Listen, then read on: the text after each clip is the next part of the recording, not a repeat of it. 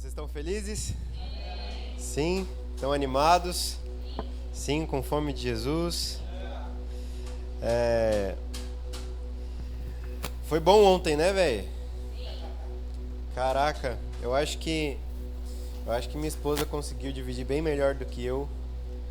O sentimento que a gente tinha sobre essa casa, né? O sentimento profético de que o Senhor está fazendo algo, gente.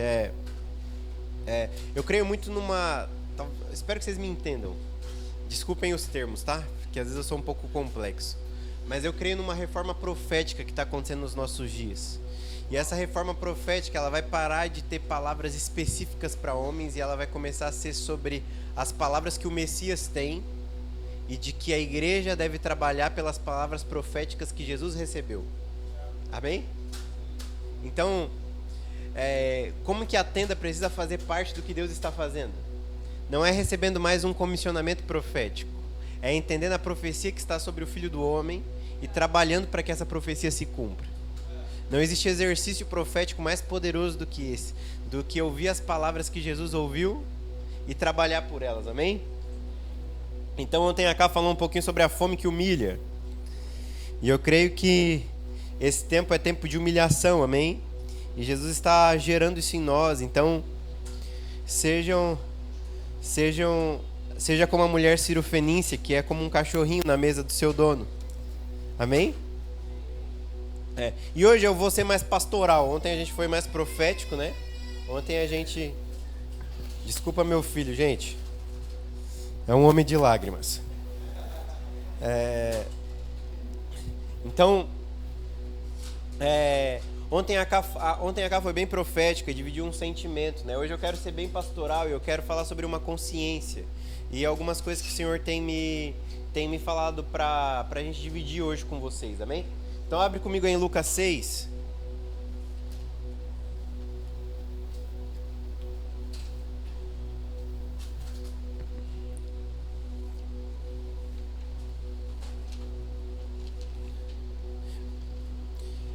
Vai ser uma conversa... A nossa conferência hoje é uma conferência de Páscoa, né?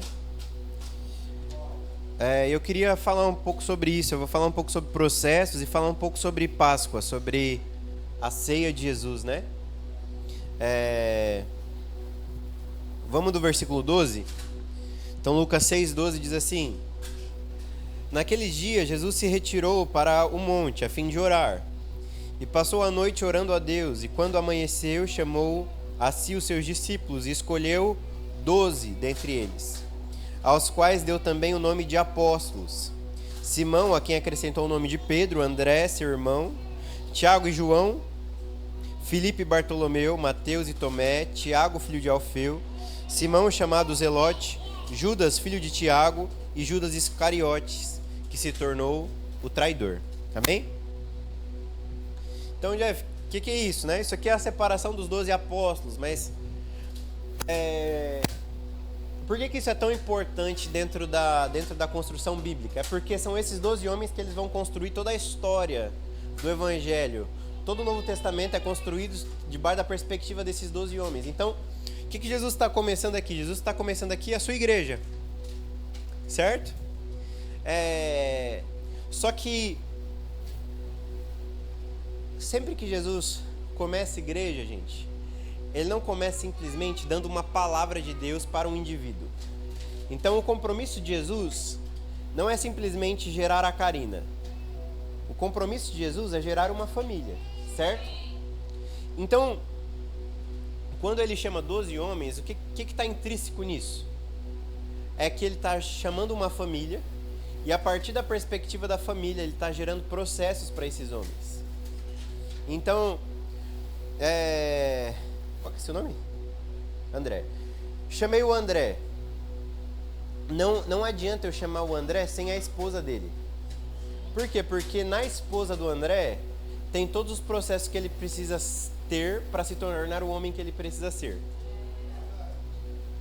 Então, quando Jesus chama Pedro, ele também precisa chamar Tiago. Por quê? Porque dentro de Tiago tem os processos que Pedro precisa. E aí é dentro desses 12 homens que tem os processos que Jesus precisa. Então ele vai terminar o texto falando assim: ele chamou Judas Iscariotes, o traidor. Por quê? Porque dentro de Judas tinha o processo que Jesus precisava. Então ele não chama para si só uma igreja, ele chama para si seus próprios processos. Ele chama para si suas próprias dores, ele chama para si sua própria traição. Meu Deus, vamos lá.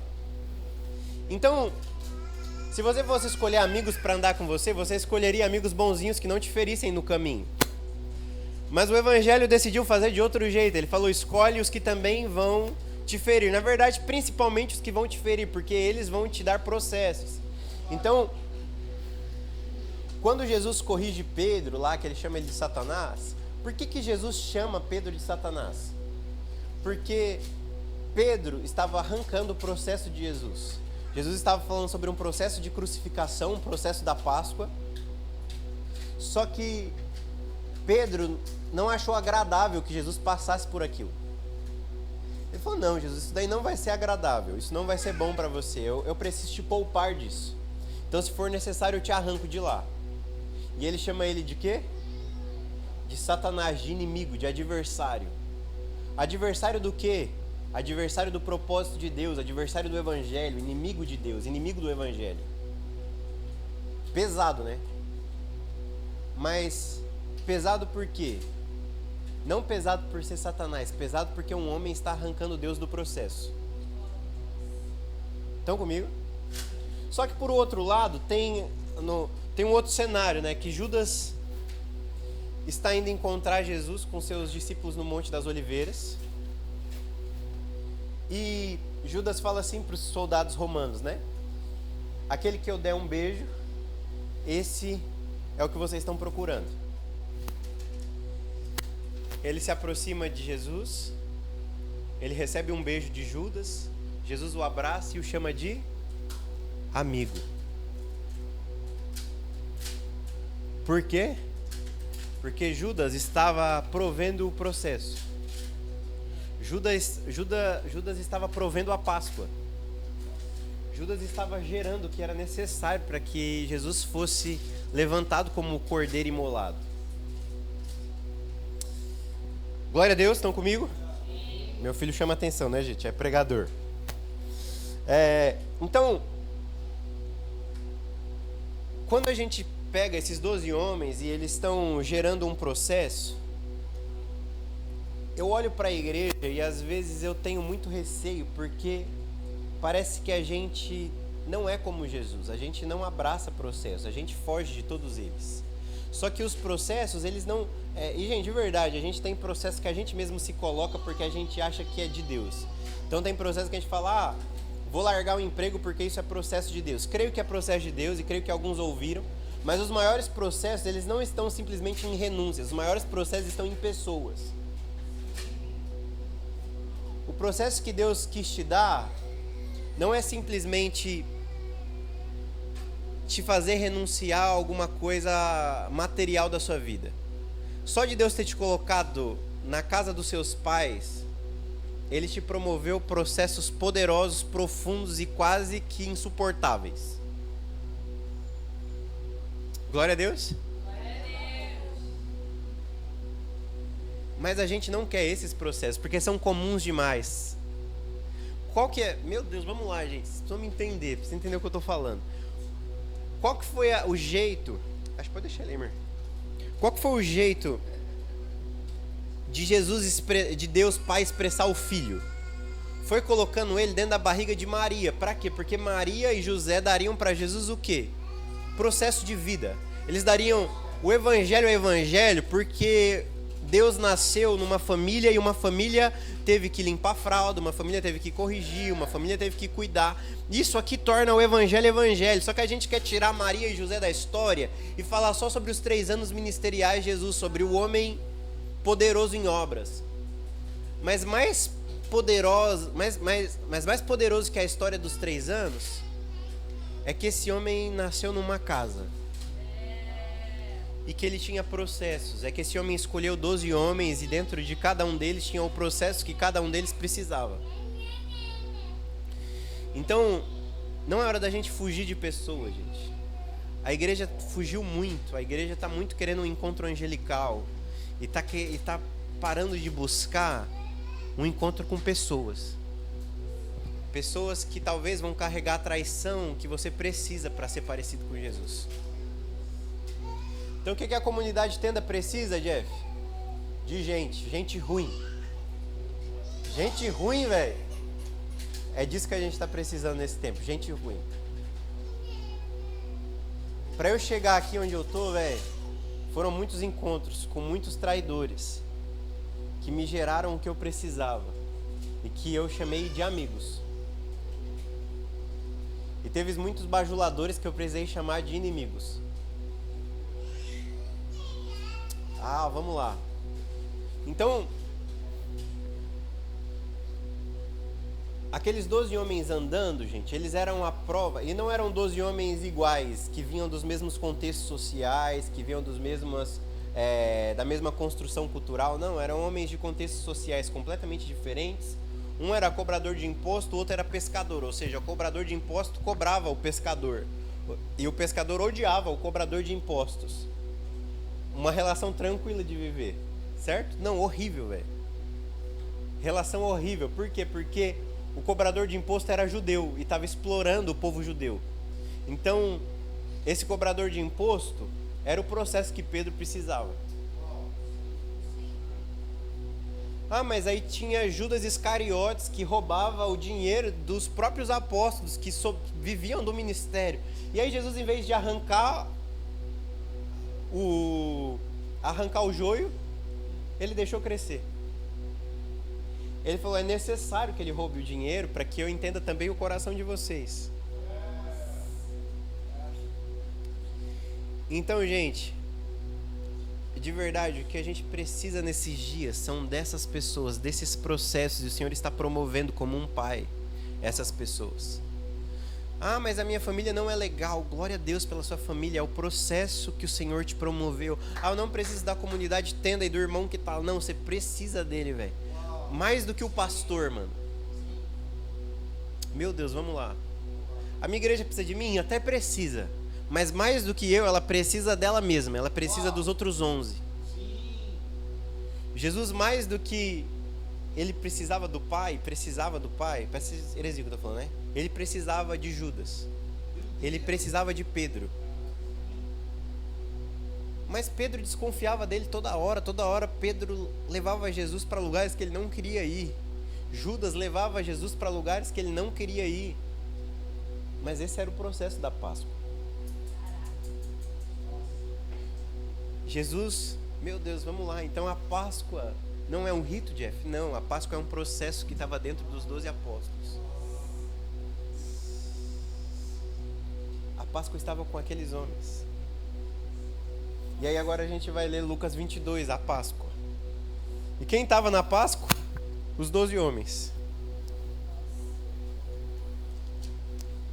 Vamos lá. Lucas 22. Chegada a hora, que hora? A hora do cordeiro ser imolado. Chegada a hora, Jesus se pôs-se à mesa. Meu Deus, vamos lá. Jesus pôs-se à mesa, ou seja, o cordeiro está na mesa. E os apóstolos, aqueles 12 homens que ele separou no início, agora estão no final. Então Jesus lhe disse: tenho desejado ansiosamente comer a Páscoa com vocês, antes do meu sofrimento. Pois eu lhes digo que nunca mais eu comerei, até que ela se cumpra no reino de Deus. E pegando um cálice, depois de ter dado graças, disse: peguem e repartam entre vocês, pois eu digo a vocês que de agora em diante não mais beberei do fruto da videira, até que venha o reino dos céus. Meu Deus, vamos lá. Pegando um pão e tendo dado graças, o partiu e lhes disse, dizendo: isso é o meu corpo, que é dado por vocês. Façam isso em memória de mim. Do mesmo modo, depois da ceia, pegou o cálice e disse: esse cálice é a nova aliança no meu sangue, derramado por vocês. Mas eis que a mão do traidor está comigo à mesa. Pois o Filho do Homem vai segundo o que está determinado, mas ai daquele a quem está o traindo. Então começaram a perguntar entre si qual deles seria o que estava para fazer isso. Houve também entre eles uma discussão sobre qual deles parecia ser o maior, mas Jesus lhes disse: os reis dos povos dominam sobre eles, e os que exercem autoridade são chamados de benfeitores. Mas vocês não são assim, pelo contrário, o maior entre vocês seja como o menor, e aquele que dirige seja como o que serve. Pois qual é o maior, aquele que está à mesa ou aquele que serve? Uau, quem que é o maior? Não é verdade que é aquele que está à mesa? Pois no meio de vocês eu sou como quem serve. Vocês são os que têm permanecido comigo nas minhas tentações, e eu confio a vocês um reino, assim como meu Pai confiou ele a mim, para que comam e bebam a minha mesa no meu reino, e vocês se assentarão em tronos para julgar as 12 tribos de Israel. Glória a Deus. Então, Jesus faz uma mesa, ele estende uma mesa e ele se coloca como sendo o próprio cordeiro para ser partido. E como que foi esse processo, gente? Quais que são os itens, né, da ceia? A gente tem 2 itens principais, né? Tem mais, mas eu vou falar sobre os 2 principais. A gente tem o pão e a gente tem o vinho, né? O que é o vinho aqui, gente? O vinho é o sangue de Cristo, amém? Todos entendem assim. Mas que sangue esse, vinho esse... Caraca, acho que foi gol, velho. Vinho esse, gente, que não é gerado por processos simples e fáceis. Vinho esse que vem do lagar, vinho esse que vem do pisar das uvas, vinho esse que vem da humilhação. Glória a Deus. Vinho esse que vem do processo. Ou seja, o vinho que vai ser servido na Páscoa é o próprio sangue de Cristo. Ele foi pisado, humilhado, para que aquilo pudesse ser dado para os apóstolos. Pisado por quem, gente? Pisado por eles mesmos. Quem que abandona Jesus depois desse contexto aqui? Judas? Não, todos. Diz que não tem nenhum deles lá, apenas João no final, na crucificação. É tanto que o melhor relato que nós temos da crucificação, das dores, é dado por Isaías, que nem estava lá. Por quê? Porque esses homens o traíram, esses homens estavam ajudando no pisar. Eles estavam ajudando o vinho ser gerado. Meu Deus.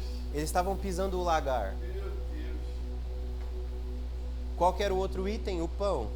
Pão feito do trigo, e o pão que eles comiam na época, né? Esse pão que ele é processado, né? Ele é triturado, o trigo é triturado e passa por esse processo depois de fermentação e se torna pão.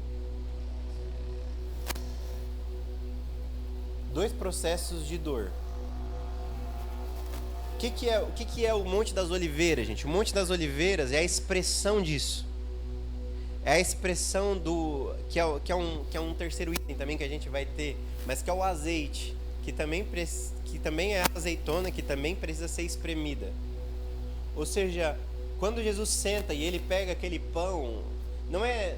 A gente precisa entender que existe um processo para o pão ser gerado. Quando ele pega aquela taça de vinho, ele está falando sobre um processo para que aquele vinho fosse gerado. Então não era mero item simbólico. Era expressão do processo dele mesmo. E o que ele está dizendo? Ele está dizendo que a partir daqui, Pedro se torna Jesus. Pedro se torna corpo de Cristo. A partir desse momento, a partir dessa instituição e desses 3 anos de processo, e que Jesus também não foi muito fácil de lidar com ele.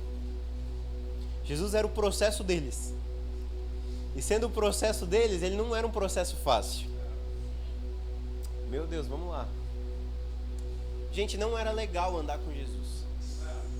A gente precisa ser bem sincero. Meu Deus do céu, velho. Tipo, Pedro andando com Jesus. Tipo assim, não tem um eu te amo. Muito bom, Zé. Vamos lá. Tipo assim, a vez que vai ter amor na história, é assim falando, você me ama? Tipo assim, porque eu sou processo pra você. Não é muito sobre o quanto que eu te amo. O processo é sobre o quanto você me ama. Eu preciso extrair o seu amor para comigo. E e não te abraçar e falar: ai, meu benzinho, você é tão lindo. Então, a vida de Pedro com Jesus era Pedro andando sobre as águas e afundando, e Jesus falando assim: homem de pequena fé. É Jesus tentando livrar ele nesse mesmo texto da ceia. Jesus dizendo: Pedrão, senso heróico, né? Mas antes que o galo cante, você me nega 3 vezes, amigo. É o encontro de Pedro com o processo. Glória a Deus, vamos lá. E nós, como igreja, gente, eu creio nesse tempo. É tempo da gente encontrar o processo dentro dos homens. É o tempo da igreja amadurecer e sair desse desespero almático do eu te amo, de Jesus dizendo eu te amo para mim, e finalmente a gente dizendo eu te amo para ele.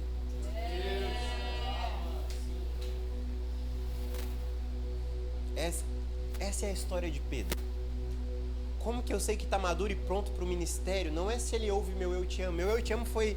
Eu gritei lá na cruz, está consumado. Não existe grito de amor mais poderoso do que o que ele tinha dito. Só que ele não disse para Pedro, ele disse ao mundo. Mas uma coisa ele queria de Pedro. Ele queria um eu te amo genuíno. Ele estava à procura desse eu te amo. Então, aquela cura que está acontecendo ali não é uma cura romântica. É uma cura de...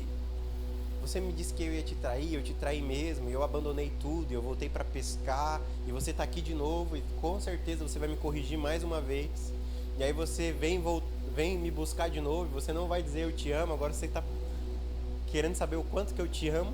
E aí, conforme Pedro diz eu te amo, ele não fala assim, eu também te amo. Ele fala, então seja responsável, Pedro. Então cuide das minhas ovelhas. Vamos lá. Mas Jeff, tá faltando um pouco de romantismo no nosso evangelho. Não, meu amigo. É que a gente romantizou tanto o evangelho que perdemos os processos que estavam nele, que nos tornariam parecidos com ele. Então ele nem deixou de viver processos, como também não deixou de ser processo para ninguém. E tá na hora, gente, de você virar processo para alguém. E eu senti isso, até orei isso pelo Belly ontem, sobre um homem processual, um homem que carrega processos em si. Eu creio que chegou a hora. Seu pai nunca vai ser o cara mais legal na vida. Tipo assim, seus amigos vão ser bem mais legais que seu pai. Porque seu pai, ele não tem responsabilidade simplesmente afetiva com você. Ele tem responsabilidade de te tornar homem, de te tornar mulher. Então ele precisa te dar processo. Então ele precisa te dar conta para pagar, ele precisa te dar alguma coisa para deixar difícil a sua vida. E esse é Cristo para nós, gente. Esse é Cristo para nós. Se ele não está dificultando sua vida em nada, velho, você está conhecendo algum Cristo de mentira que você inventou, velho. Meu Deus, Jesus pra mim ele só dá problema, velho. Tipo assim, quando Jesus te provê um filho, é um monte de problema. Quando Jesus te provê uma igreja, é um monte de problema. Só que esse é o evangelho e é isso que estamos seguindo para o varão perfeito, né? Para a estatura do varão perfeito. Como, Jeff? Por processos. Por estatura essa que é dado segundo as pessoas que estão ao seu lado e você suportando esses processos e devolvendo esses processos para ela. Então, conforme a gente está caminhando, gente, para essa estatura, se a gente pegar Davi, ele começa com um problema que é pastorear ovelhas. Assim, mas eu sou tão menino, eu vou ter que pastorear ovelhas, ainda é o trabalho mais humilhante de toda a casa, eu vou ter que fazer isso. Aí ele assume esse processo de humilhação e ele resolve cuidar das ovelhas. No meio desse problema aparece outro problema, um urso e um leão. Ele enfrenta o urso e o leão e passa esse próximo processo. Aí ele é mandado para levar alimento para os seus irmãos. Chega lá, tem um outro problema maior ainda, chamado Golias. E aí ele enfrenta esse próximo problema. Aí acabou o problema? Não, agora você vai ser rei de Israel. Qual que é o próximo problema, Jeff? Agora é o império inteiro te perseguindo. Meu Deus, homem de Deus, velho. Ele está sempre procurando um problema maior para resolver. Eu tinha um problema de uma Big Home em São Paulo. Eu inventei uma no litoral, aí inventaram uma na Bahia. E tipo assim, Jeff, você acha que chegou? Não, velho. Eu tô tentando chegar. Eu não tô falando de obra, tá, gente? Tô falando de processo. Tô falando que cada um. Porque obra é fácil de fazer. Obra dá pra fazer. Tenho 25 igrejas, que legal. Não, agora, essas 25 igrejas te dão os processos. Porque se você só tiver sem ter os processos, isso mais te corrompe do que te transforma. Tipo, a gente às vezes tem muita coisa, mas muita coisa que não te dá processo. E aí te dá ego, né? Te dá sentimento de que chegou, te dá sentimento de grandeza. Agora, tipo, Jeff, há 3 igrejas te dá sentimento de grandeza? Não, dá sentimento de medo, terror, de, velho, como fazer dar certo? Eu tenho que gerar todos esses homens de Deus, eu tenho que ter processo dentro de mim, para eles nem espanar, de correr e não suportar o processo, mas também de não deixar eles bebês na fé para sempre. Eu preciso ter processo em mim que gere esses homens. E meu Deus, gerar homem de Deus é muito difícil, velho. Porque tem processos que você quer poupá-los.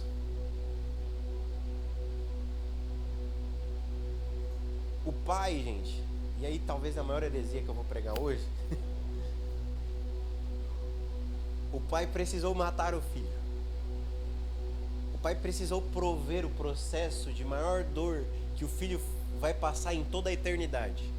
Quem proveu? O pai. E o filho, em uma oração muito genuína e sincera, pediu para que o pai afastasse dele o processo. Mas foi do agrado do pai moê-lo. Foi do agrado do pai esmagá-lo. Foi do agrado do pai trazer sobre ele o castigo que nos trouxe a paz. Deus.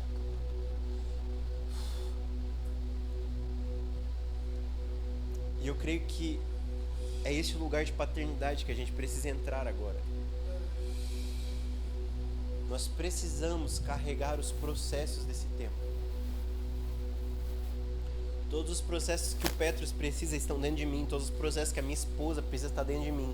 Todos os processos que os meus discípulos precisam estão dentro de mim. Só que é muito fácil fugir deles.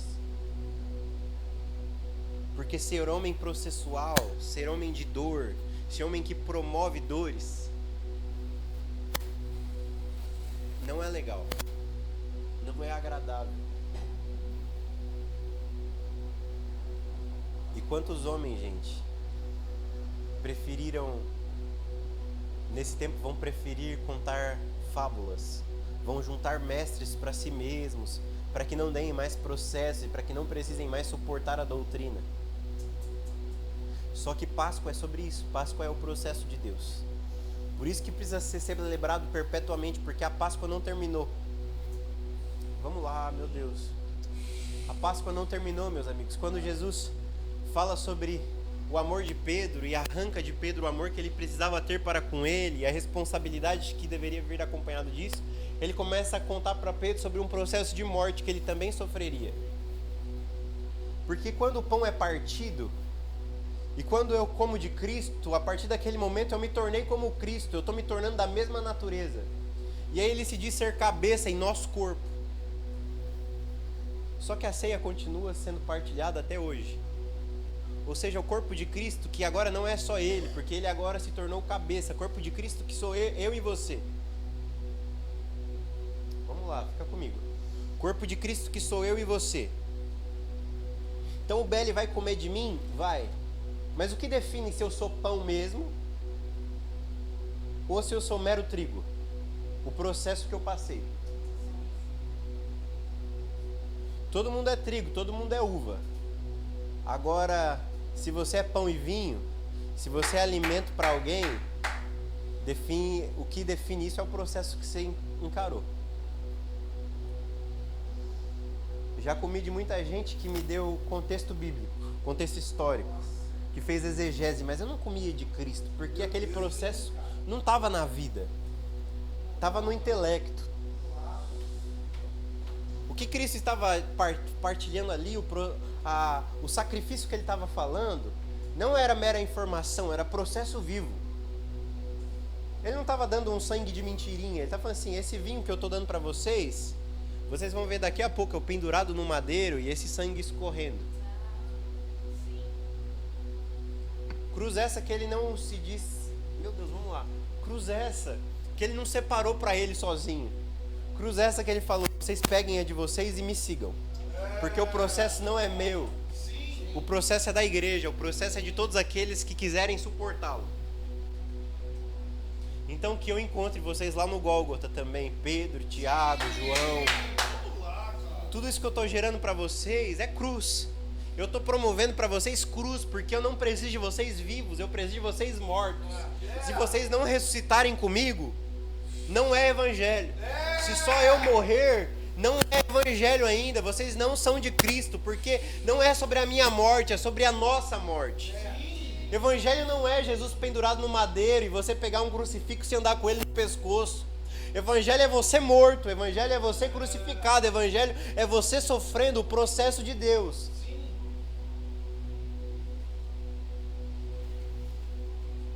E aí ele diz que a ceia precisa ser celebrada dali para frente perpetuamente.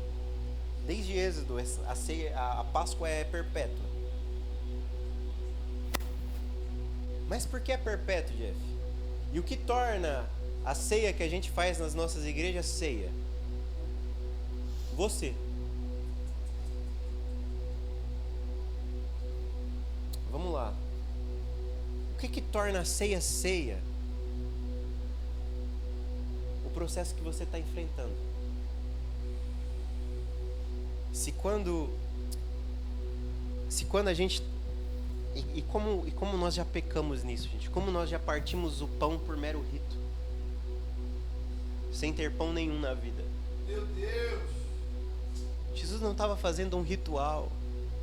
Jesus estava expressando uma consciência, ele estava expressando um coração, ele estava expressando uma verdade, ele estava expressando a si mesmo. E ele estava ensinando aqueles homens o processo que eles mesmos deveriam encarar e depois passar para frente. Por isso Pedro também precisava passar pela mesma crucificação. Por isso que ele acaba o texto falando sobre a morte de Pedro. Porque era essa a única forma de perpetuar a Páscoa e de perpetuar o Evangelho, é se alguém também tomasse a cruz. Era se alguém também fosse entregue, era se alguém também fosse pão, era que se alguém também fosse vinho. Então, qual que é a sua pregação hoje, Jeff? E o que eu quero que vocês saiam daqui entendendo? É que aqui é uma casa de processos. E eu quero que vocês transicionem junto com o meu coração e com a minha mente para esse novo lugar em Deus. Que é mais que uma...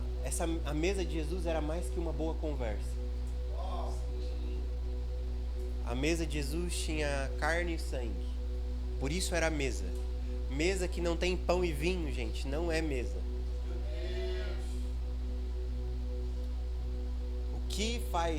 O que torna a mesa de bar diferente da mesa de Jesus é porque na mesa de bar tem até boas conversas, tem até bons amigos, e as pessoas até falam dos seus problemas, até falam dos seus problemas que está tendo em casa, até fala do divórcio que está difícil com a esposa. Mas nessa mesa aqui, a gente fala das dores que estamos padecendo e nos tornando semelhantes com eles. Essa mesa aqui, a gente está dando para alguém vida genuína, a gente está dando para alguém processos que nós vivemos, processo de santificação, de dor, de amor, de verdade, de evangelho, e estamos dando para alguém. Senão a gente está fazendo mesa de bar, gente. Vamos lá. É essa igreja que a gente está construindo. A gente fala muito de mesa, mas a gente precisa entender o que é a mesa de verdade. E uma última coisa da mesa de Jesus que é muito importante, gente. A mesa de Jesus, ela é sincera. A mesa de Jesus tem conversas sinceras.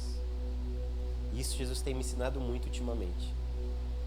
A mesa de Jesus, você senta lá e ele fala: os traidores sentaram na mesa. E aí eles começam a perguntar. Imagina esse clima. Não é um clima tranquilo, né? Não é uma mesa de risada. É uma mesa que tá todo mundo bem tenso, falando assim, mano, ele tá falando que alguém vai matar ele. Ele tá falando de um assassinato. Ele tá falando que a gente que andou com ele a vida inteira, algum de nós vai matar ele. A gente precisa entender isso, gente. O que é isso? Alguém precisa parar. Quem que é?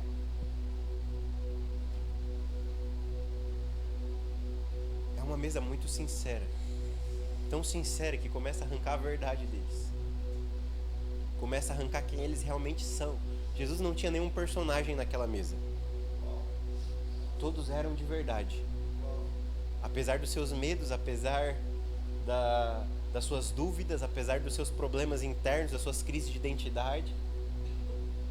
Crise de identidade manifesta por Pedro, medo. Era tudo muito de verdade.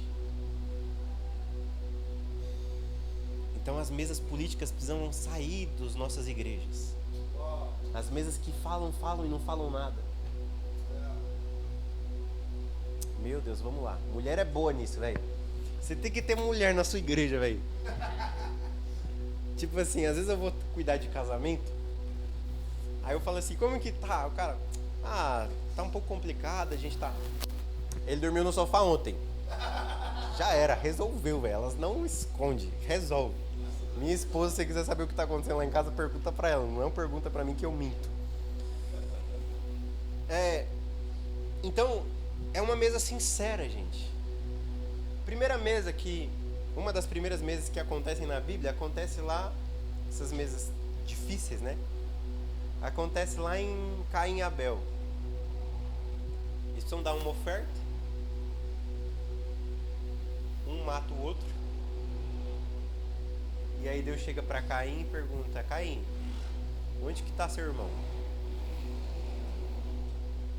E aí Caim não quer uma conversa muito sincera. Não, então, ele estava lá fazendo tal coisa, trabalhando. Não, Caim, cadê seu irmão? Toda vez que Deus aparece,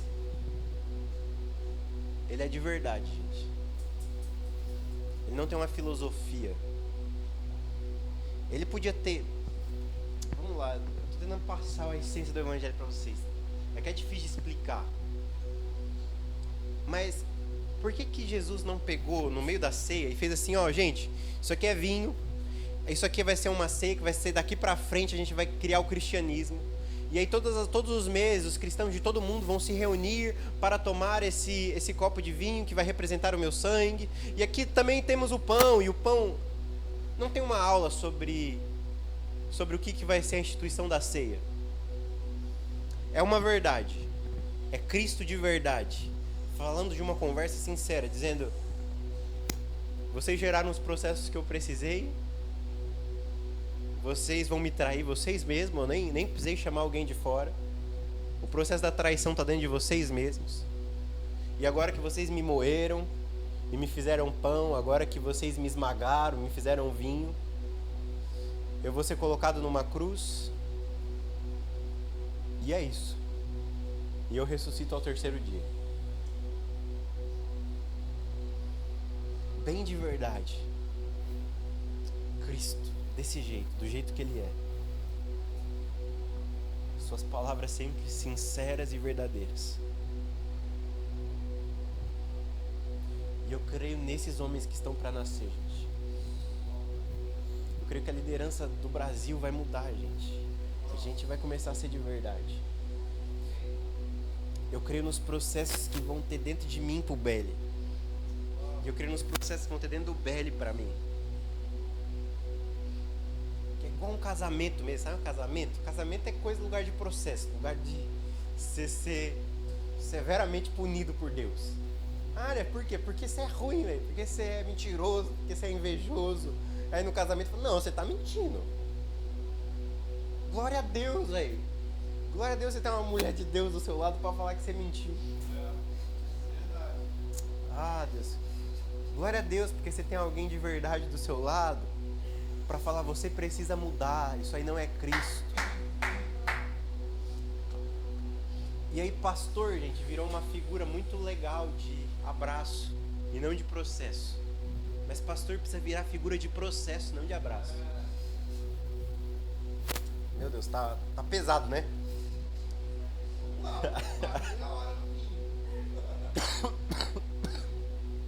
Mas às vezes eu tenho, e é uma das crises que eu tô tendo ultimamente, que é, parece que o pastor que eu sou não é o pastor que Jesus é. Porque eu sou um pastor bem mais legal do que Jesus é. Mas é que a gente está fazendo em nome do ser legal para as pessoas nos aceitarem. Só que Jesus era.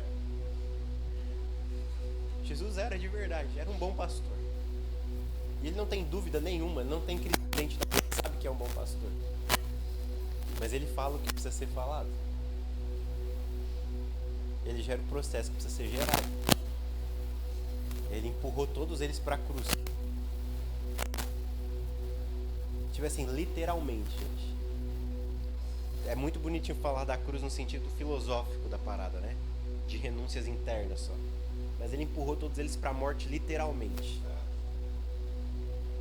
É o Marco Teles, né? Sobre se tratas assim os seus amigos, né? Deus, não me admira que você tenha tão poucos. Porque é assim que Jesus trata os amigos dele. E ele chamou aqueles 12 homens de amigos no final. Ele falou, meu amigo Pedro, meu amigo Tiago, meu amigo João, até meu amigo Judas. Porque em vocês tinham os processos que eu precisava. Obrigado por me fazerem cumprir.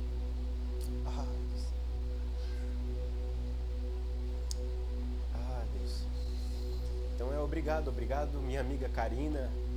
Obrigado meu amigo Petros. Obrigado meu amigo Wesley. Obrigado igreja Big Home. Obrigado porque vocês não me pouparam. Obrigado porque todos os processos que eu precisava estavam dentro de vocês e vocês não me pouparam. Essa é a mesa de Jesus. E é sobre essa mesa que eu vim conversar com vocês hoje. É sobre uma mesa sincera e uma mesa processual.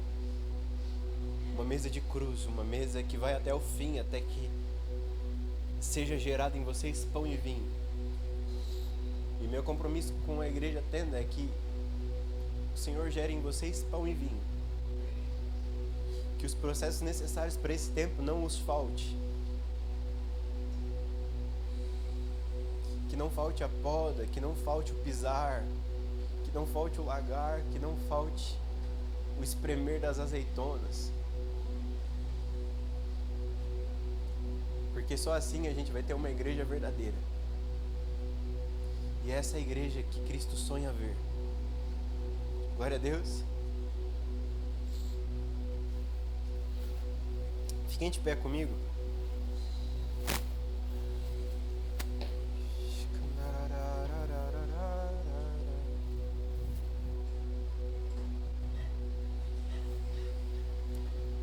No final, Jesus fala sobre uma conversa de que eles têm na mesa, conversa sincera também, dizendo: na mesa de Jesus não falta imaturidade, gente. A gente às vezes acha que é uma mesa mal madura, né? Não é não. Eles começaram uma conversa lá assim: então quem que é o maior daqui? Tipo, a gente já falou do traidor, mas vamos falar de coisa boa, né? Vamos falar de quem que é o maior. E aí Jesus pacientemente fala sobre o processo do maior.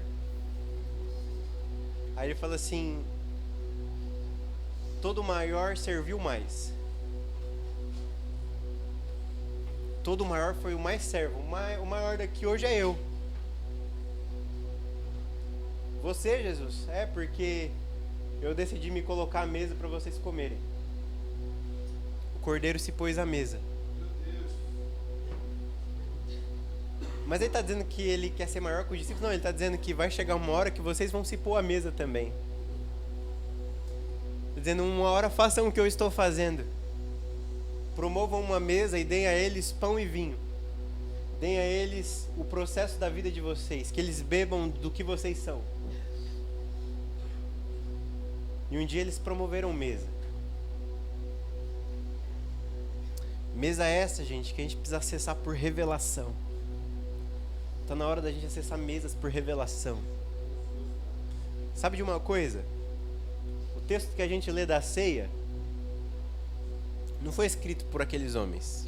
Nenhum dos 12 homens que estavam na mesa. Foi escrito por Paulo, que nem estava lá, né? Mas que entendeu a mesma coisa.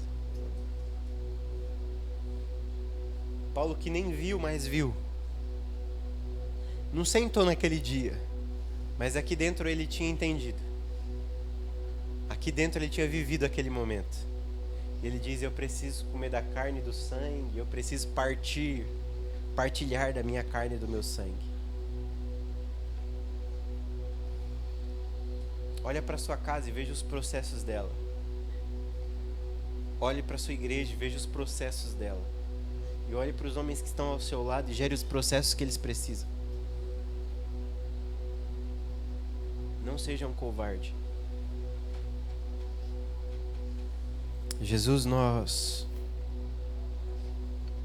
Uau, Deus. Jesus, nós não temos muito para te entregar hoje. Mas eu oro por homens sinceros de coração.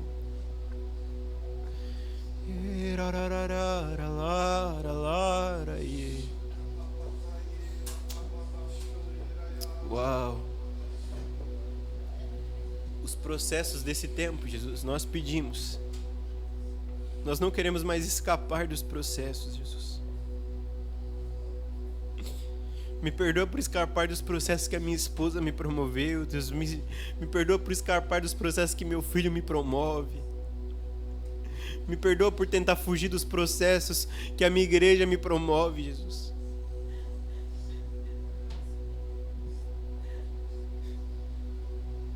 Jesus, eu oro para que o Senhor possa ir em cada espírito agora, em cada coração e começar uma conversa sincera.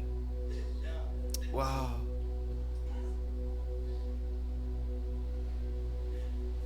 Existem algumas perguntas que o Deus tem para te fazer hoje. Uau! E você precisa ser sincero para falar com Ele.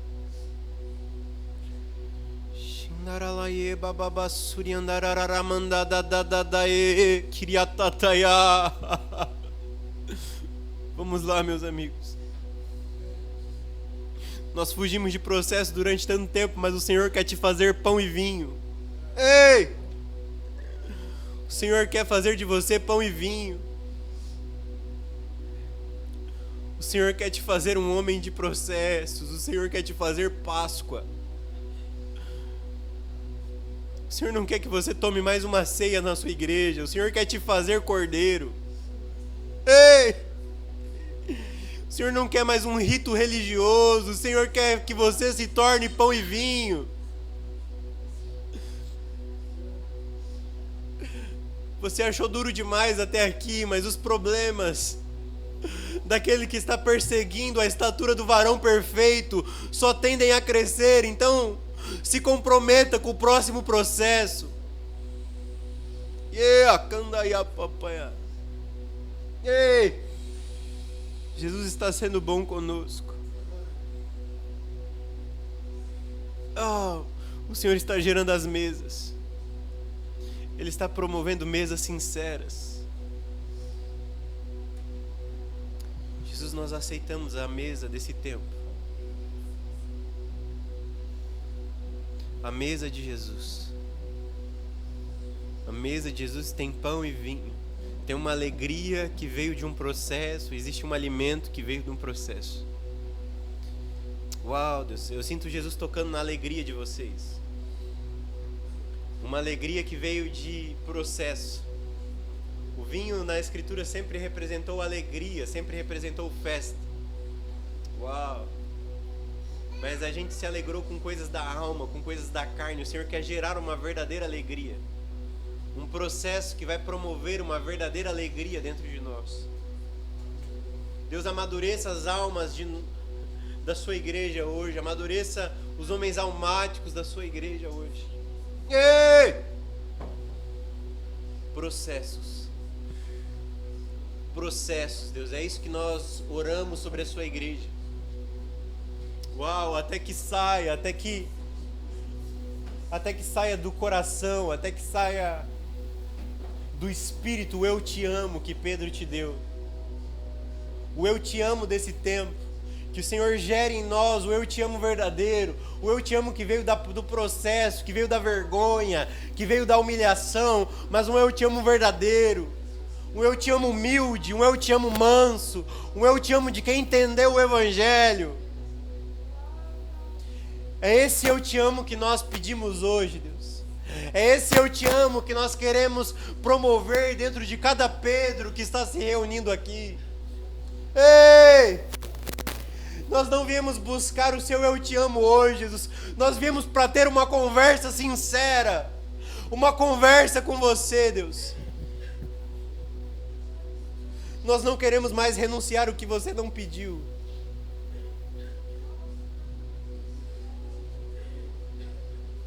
Uau, Deus. E eu oro sobre ressurreição em tudo aquilo que nós matamos. O poder da ressurreição. O poder da ressurreição sobre a sua igreja. Uau, Deus está derramando ressurreição sobre nós. Recebam. Tem algumas coisas que vocês abandonaram que nesse tempo vão começar a vir de volta. É Deus trazendo de volta o que vocês mesmos mataram. Uau, Deus. Ressurreição sobre essa casa. Ressurreição sobre a vida emocional, ressurreição sobre a família, ressurreição sobre as finanças, ressurreição, Deus. Ressurreição na alegria, ressurreição na vida com Jesus, ressurreição. Deus, responsabilidade. Essa é a nossa oração sobre essa casa hoje, Deus. É isso que nós oramos, é isso que nós pedimos. E é isso que nós te agradecemos, Jesus. Amém, Deus.